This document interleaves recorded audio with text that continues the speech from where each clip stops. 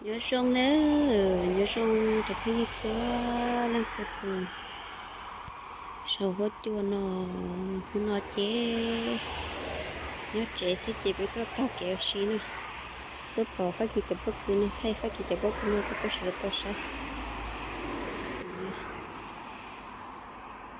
cho phát kỳ nó mà lỡ té mà lỡ chân tao hẳn này như là nếp bỏ nè nhớ sầu tôi cho nó thay sao họ nó sai thế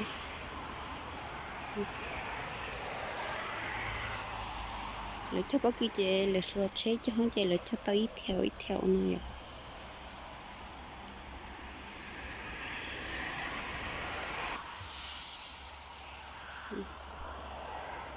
mình tao không tôi nhớ trên tờ sáng thức kỵ sẽ chè sẽ nền đó khi nó ở tôi là chọn có tao kéo xe về Việt thì nó chè tôi chắc lâu của tôi nhận xem mấy ai nó tôi cho rồi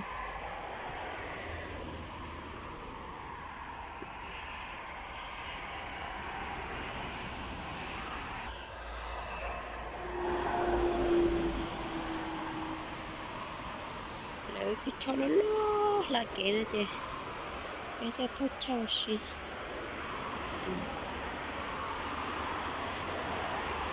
tao nó có tao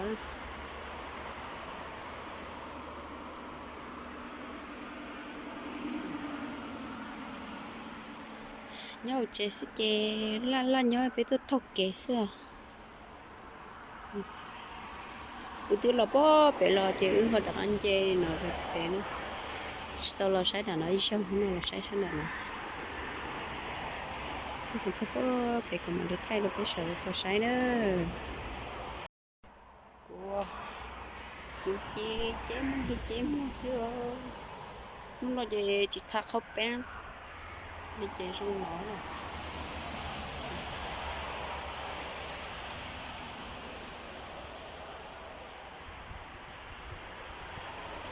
nó chỉ cho nên tôi thọc cái học bé gió nó giờ bé lúc rồi nó còn nói là toàn thu rồi cho bé tôi thọc cái xưa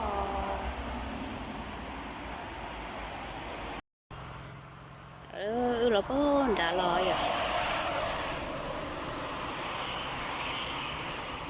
sợ tôi cho này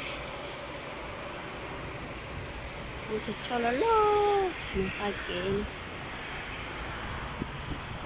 kệ lo chị chế đừng trội nó vậy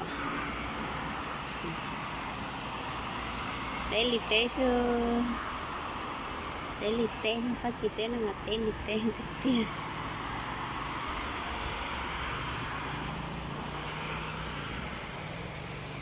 có chỉ tu tôi thôi bố sát tiền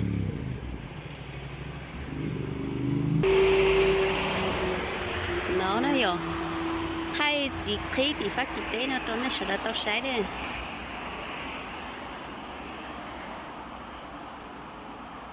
chỉ khí nhá phát kinh tế nó mà nó lo lên nó mà luôn lo ya tông thì tế xong đây nói nè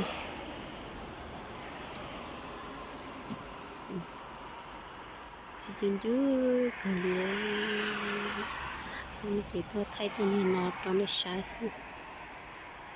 tông mà lo xía bớt rồi một tay chẳng tôi lắm này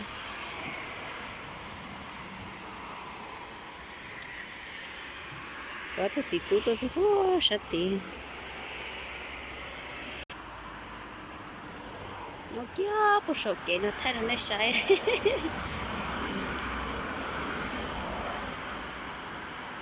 rồi nó chỉ kệ lo nhớ hậu nữa giờ cái lo nhớ hậu chỉ check kệ cho rồi cái sát thì nó chỉ cái kia lo cho họ biết rõ họ cho cái bọn dia check trong một lần nó chỉ thấy số kệ hoặc check kia nữa giờ check trong cái cho nó là sợ rong cơ là chạy dia xí chả chê mà tay tôi năng là họ là chỉ xí cho lấy tốt theo số nó kia nó chỉ lấy những sợ xí con gọi nó nó có gì tôi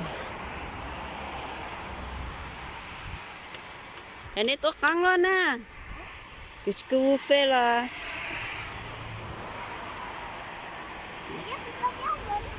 Non, non, non, on y va, là. C'est froid. Sát tỏ nó này xong.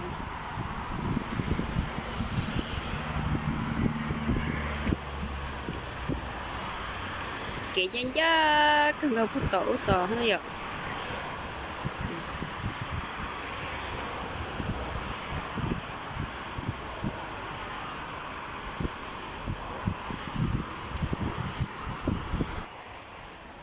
Hay đã phải sát chế bé mù rồi.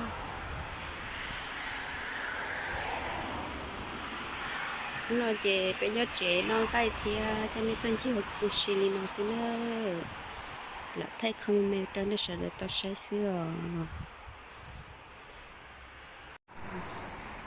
nó mà cái đường xài này sát sát cha này tôi nhớ rồi nè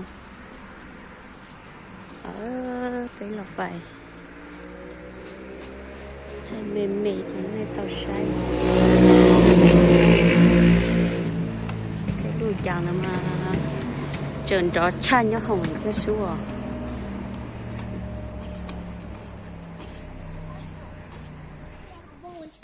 cho nên như chỉ khí này ạ để cho nó mà chỉ khí thiết chỉnh trăng mà xí mà chỉnh chưa chấp lại đó chỉnh chưa thiên được tên lúa lúa lúa thì sao này ạ Caca. Oh, c'est toi. để cho nó như chỉ khí bây là thay mình đó này sau đó tôi sai gặp nơi bỏ tiền để cho nó chỉ khí lúa linh nó nè chỉ tôi nó ở xí sát tàn bây giờ tôi kể tới hà long bây giờ nhớ chuyện chị tôi kể nè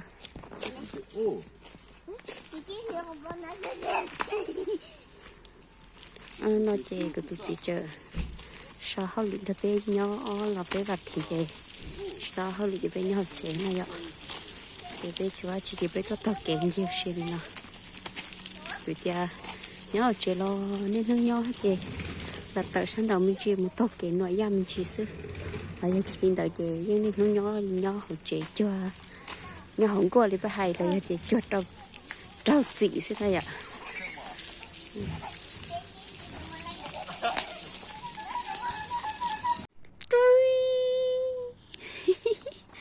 rất rất sợ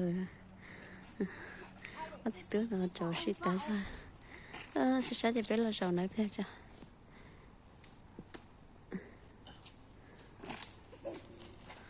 sợ nhưng mà muốn Jusqu'à 10. Ah, 2, 3, 7, 8, 9. Moi je suis plus top plus droit, moi je suis super cher. của tôi xin cho cái tiền của nó muốn chưa có thương Tant que je suis super cher, tu n'as pas le droit de me toucher. Non, c'est pas Maya, elle veut pas jouer. Hey, c'est toi le chat, c'est pas moi. bây tôi giờ bây giờ là tôi nói thì mới có châu xí nói thì cái tuần sau giờ nó có xí ple nó bây giờ tôi kể gì rồi có xí hậu rồi nè lúc chế nha sao tỏ Le camion de pompier, dépose-toi.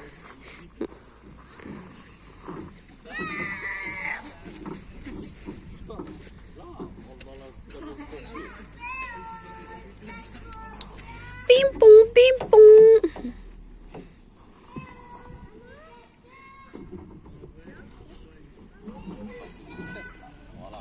la vitesse Voilà.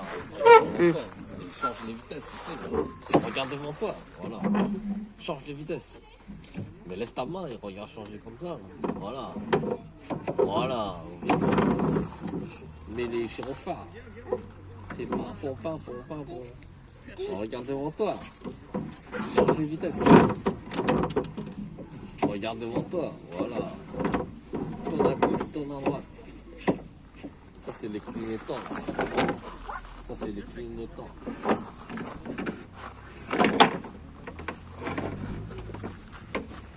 quá chấp lời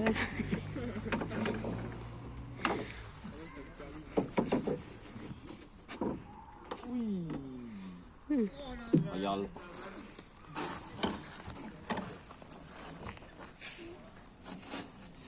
Attends, on va laisser comme ça. Oui. Ah. Les cheveux dans ta bouche là. Voilà. Allez, regarde là. D'abord tout ça. Attention, hein. Attention, tu vas tomber. Ouh. Chết đấy. Cô lúc sao to. Thì nó thì thốn luôn. Ê, bouge. Voilà. Chắc cho hết. Dạ, công lên xí là. Dạ.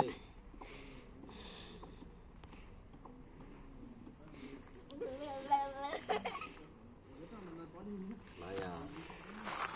Tao chập lỡ đến thằng nào. Mà mãi à, chắc chúng ta hầu gì.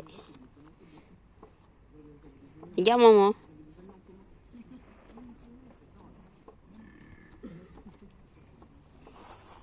Ôi.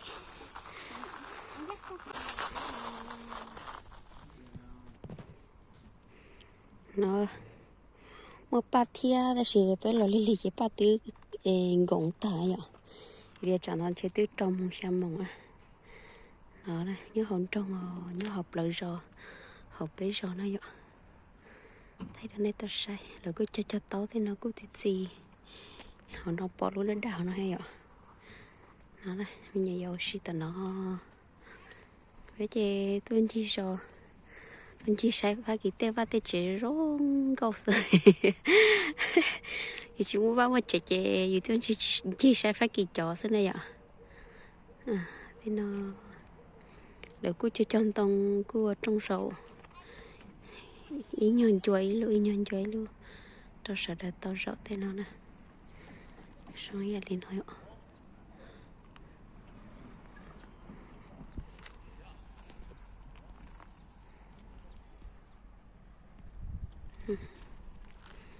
Thế chế sợ thế nó chế do năng nhỏ, giờ li bé giờ để sợ là sâu nhỏ, giờ là bé nhỏ hơn này ạ, giờ sâu nó cứ sâu ho, giờ là vừa nó cứ vừa thế nè, nó sẽ chập bay dân vậy mà,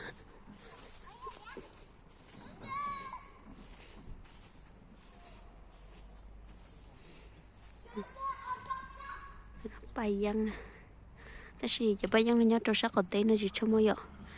Rồi giờ cắt thêm mà muốn tàu hàng ô đẹp là liệp plong để tên hình chùa không mua từ chia chỉ ta là những mua nha.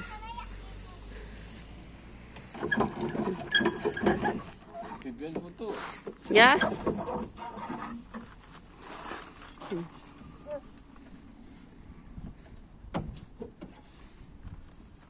Maya. Regarde, elle est bien là. Par là, regarde maman. Maya. Rồi tôi sẽ đi tận trong một tờ rồng khó chế. Không sai.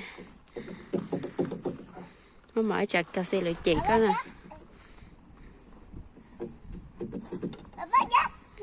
Voilà, voilà, là, tu conduis. Một mấy nói tôi cho trên đó. Voilà, tu conduis. Đây nó bây giờ cho chế đó. Đây nó palipa xưa. Để tao nó mà palipa xưa thì chỉ mà cho nó là giờ xin chân chúa này ạ. Xin chân chúa này. Cho nó chơi à mắc còn lia xưa. Ba trong có cơ li ý dùng từ là giờ thì ở bên nu ý lúc chạy từ trở lên lòng đấy cho chia này ạ. Rồi nó trong có cơ li.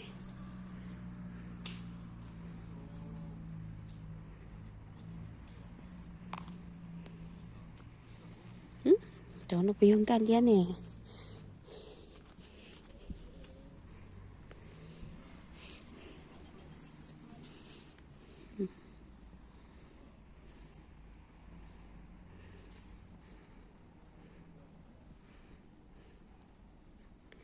Cho nó ra sao tao nói má còn lia này ạ. Xin mà nè chồng má còn liếm lông hơn thôi nè.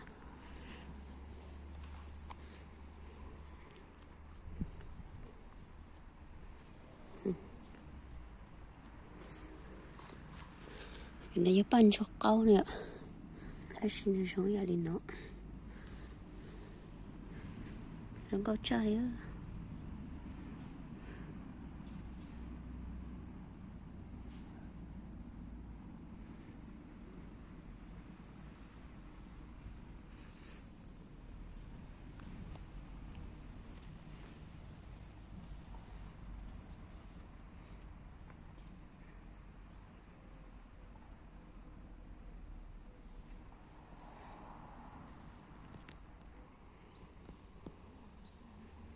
Trời đây lia thì nó sống câu cả, thay nó chỉ lúc nói lử xe rồi, nó bị cho họ ba này.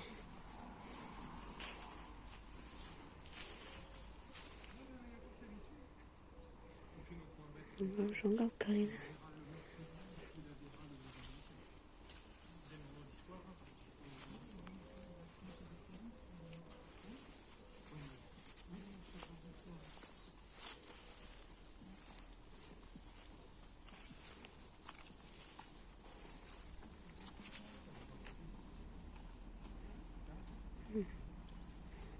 Sống câu chơi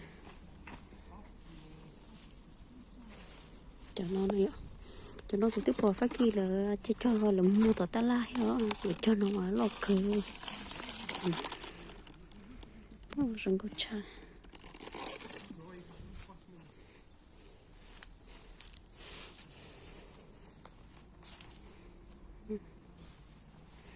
cho nó rít cơ rồi, cho tới chờ nó mà cho năng chặt xuân nó mà do chặt xuân rồi giờ thì cho năng tôi cho nó mà lấy giờ chín năng tức là chưa bắt nhẹ ạ, giờ chín năng tức là rồi lấy tôi xài lấy cho tên nào đó này ạ, giờ chín năng sẽ chưa bắt nhẹ này ạ.